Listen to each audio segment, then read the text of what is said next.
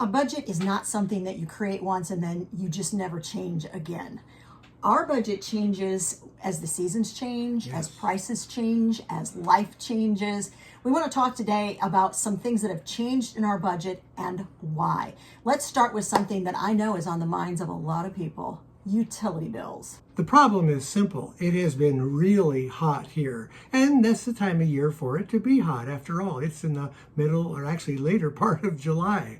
So one of the things that we like to do is monitor how much money we're spending on not just cooling, but everything that we're doing, so we can keep it down to a minimum and know exactly where our energy is going.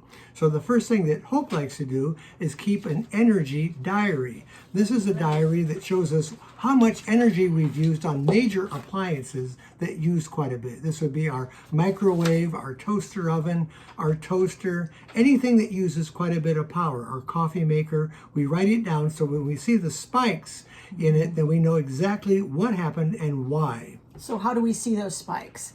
Our energy company allows us to see real-time usage. Now, it doesn't show up on our graph for about 24 to 48 hours, but that's why this is really important, because 48 hours later, we're not going to remember that we turned the microwave on at 1 p.m. for 15 minutes to cook some corn on July 25th. But this is going to be our paper trail, literally, figuratively. It's going to help us look at that chart. What I do is I take that chart, I pull it into Canva, I take a screenshot, pull it into Canva, and then I literally match up. What were we doing when I see those energy spikes? If there's ever a spike that I'm like, I have no idea, what was that? That means that we did something and we did not write it down. I'll put up on the screen a couple of the charts so you can see exactly how this works. One of the things that surprised us, and there's always something we go, oh, I did not realize that.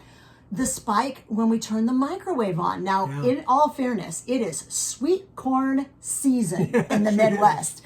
It's like our favorite time of the year. So we are eating sweet corn literally every single day. We are. It's so good. We cook our sweet corn in the microwave.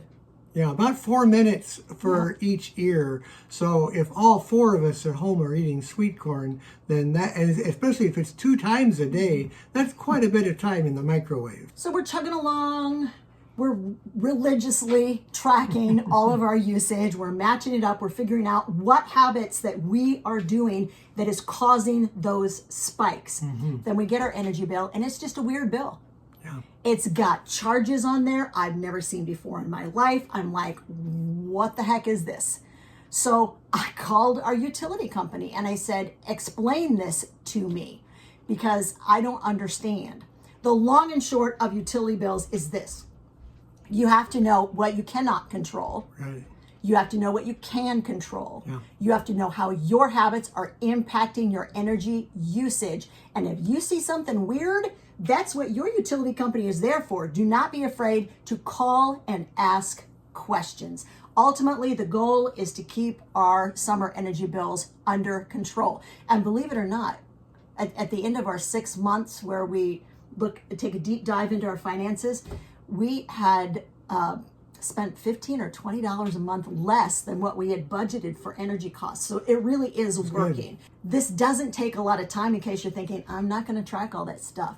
It does not take very long for these patterns to start to show up and you figure out what you should and should not be doing with your energy. Of course, this has a lot to do with getting our costs down, but this next tip has to do with groceries, but it has nothing to do with going to the grocery store. Here's your hint. We're going to grab this and you're going to follow us out to our backyard. Let's go.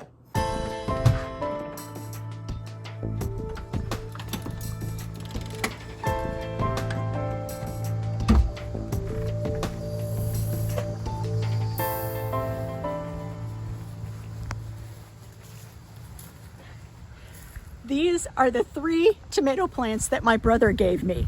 Okay, when he gave them to me, they were like that tall. I'm gonna stand in front of them. Look at how tall they are. They're like as tall as my head. Now, more importantly, we're starting to get tomatoes. These stayed green forever. Look at all these little green tomatoes that are on here. And finally, they're starting to turn red. So we'll go ahead, we'll pick a few. Let's talk about tomatoes, let's talk about gardening. This I cannot describe to you how like thrilling this is for me. We have killed plants for a really long time, not on purpose. I just thought I was no good at this. So my brother, who is a very, very good gardener, said, I feel like you need this skill. We're gonna do it. So he has been helping me. And there's a whole lot of other like tomatoes toward the back here that are starting to turn that lovely shade of red. I probably have, I don't know, a dozen of them or so that I can pick today. Look at this. These are larger tomatoes. I'll see if I can part the waters here. Ooh, something just snapped. That's not good.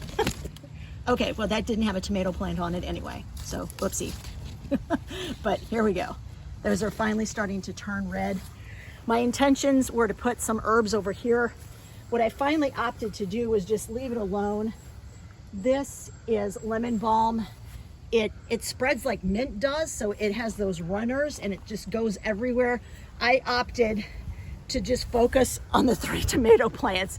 I thought once I had success with those that I would do some other stuff next year. So I've just sort of let the lemon balm go wild over here. I will harvest some of it at like toward the end when it gets toward fall. I'll dry it in the dehydrator because it makes really good tea. It's actually really beneficial for you. All right, that is one way that this is becoming super important, because ultimately, the more I do this, the lower I can lower the grocery budget. Now, there's something else that we're doing that I think is also going to be super beneficial for us as far as saving money is concerned. Head back in the house with us and I'll show you. We have wall-to-wall cabinets in the back. This is where we keep all of our pantry goods. Once a year, we go through the pantry and we literally take everything out. We wipe the shelves down. We make sure it's organized the way that we want to. We haven't done all of the food yet, but here's another area that we have done.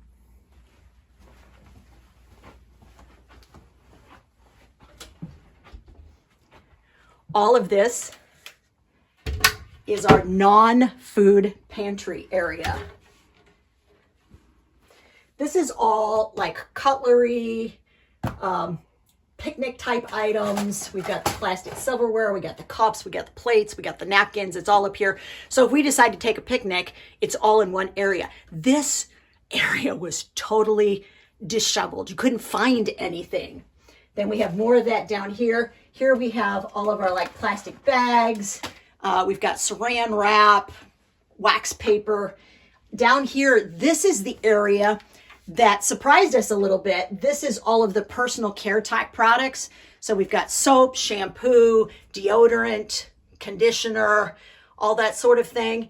And we realized, you guys, we have like 30 bars of soap. I wish I was joking. I told Larry, I said, we do not need to buy soap for a really long time. But you know what we are flat out of? Toothpaste. This is the kind of thing that slips through the cracks. As organized as we like to think we are, the fact that we were out of toothpaste and we were just running out. So we did have an opportunity to find toothpaste that was on sale. But if we had been tracking this a lot closer, I'd have been looking for toothpaste like a month ago. And then this bottom part is everything that I need to do deep cleaning and things like that. That area is completely done. Everything from here over, that's all of our food items. And these are next on the docket to get organized. Tell me in the comments, do you do like a deep dive on this stuff a couple of times a year? Now we keep a pantry inventory, so theoretically we can find everything. But when you've got 4 people in the family that are taking things out and putting things in, ultimately it winds up getting a little messed up. Before we leave this area and go back to the kitchen table, let me show you another thing that we're doing that's been super helpful. This is my little workout corner. I work out 4 days a week. I wanted to show you this.